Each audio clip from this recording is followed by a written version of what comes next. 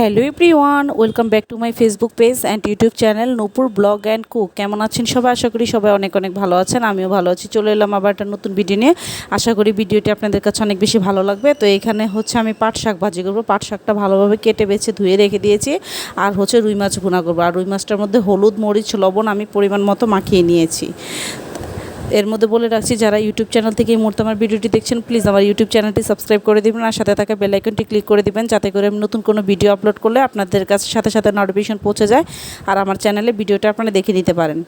যারা Facebook page থেকে এই মুহূর্তে আমার ভিডিওটি দেখছেন, প্লিজ আমার ফেসবুক পেজটা একটা ফলো দিয়ে যাবেন, লাইক কমেন্ট শেয়ার করতে কিন্তু ভুলবেন না, পরিবার ও বন্ধুবান্ধবের সাথে।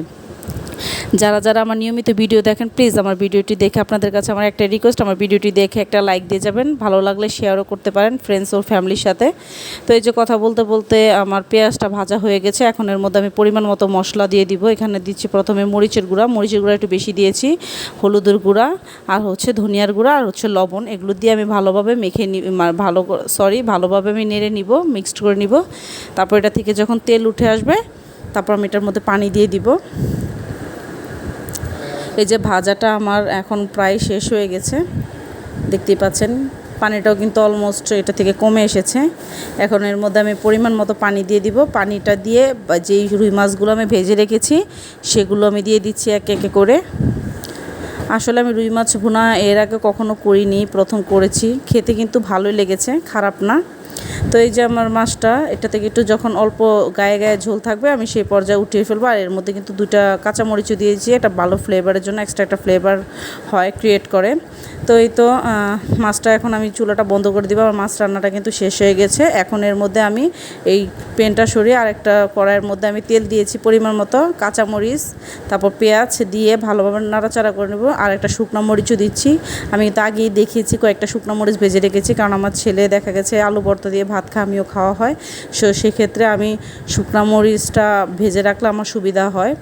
তো এই তো শুকনো মরিচ দিয়েছি, শুকনো মরিচ দিয়ে তারপর নাড়াচাড়া করে নিচ্ছি। তারপরে যে শাকগুলো কেটে রেখেছি, আমি কিছু কুচি কুচি করে কেটে রেখেছি বা পাতাগুলো বেছে, তারপর একটা স্ট্রেনার থেকে এটা আমি ছেঁকে নিয়েছি। তারপর এর মধ্যে লবণ দিয়ে দিচ্ছি, দিয়ে যে আমার মাছ এটা ভাজাটাও শেষ হয়ে গেছে, পাট শাক ভাজিটাও। আর এবছরের প্রথমে আমি পাট শাক ভাজি খেয়েছি। আর এটা কিন্তু মিষ্টি পাট শাক, তিতা পাট শাক না। আর আমার অনেক বেশি পছন্দ পাট শাক, কলমি শাক অনেক অনেক বেশি পছন্দ। তো এই যে আমার মাছটা ভাজা শেষ হয়ে গেছে, আমার পাট শাকটা, আমার একটু ভুল হচ্ছে, আমার পাট শাকটা ভাজা শেষ হয়ে গেছে দুপুরে। তো রাতে সেদিন আমরা বিবিতে গিয়েছিলাম, বিবি বাজার বিউটিতে, আমাদের একটু টাকা শর্ট পড়ে গিয়েছিলো। তো এই লিপস্টিকটা দেখে এসেছিলাম, ইভিলিনের এই শেডটা। এটা অনেক ভালো, এটা কিন্তু একটা মিষ্টি শেড, একদম রেড কালারও না আবার একদম খয়েরি কালারও না, একটা মিষ্টি মিষ্টি কালার। এই যে লিপস্টিকটা পরে নিয়ে এসেছি, যে আমার হাতে একটু সফট করা আছে, দেখতেই পাচ্ছেন কালারটা একটু কিন্তু উঠে গেছে, আমি কিন্তু মুছে ফেলেছিলাম।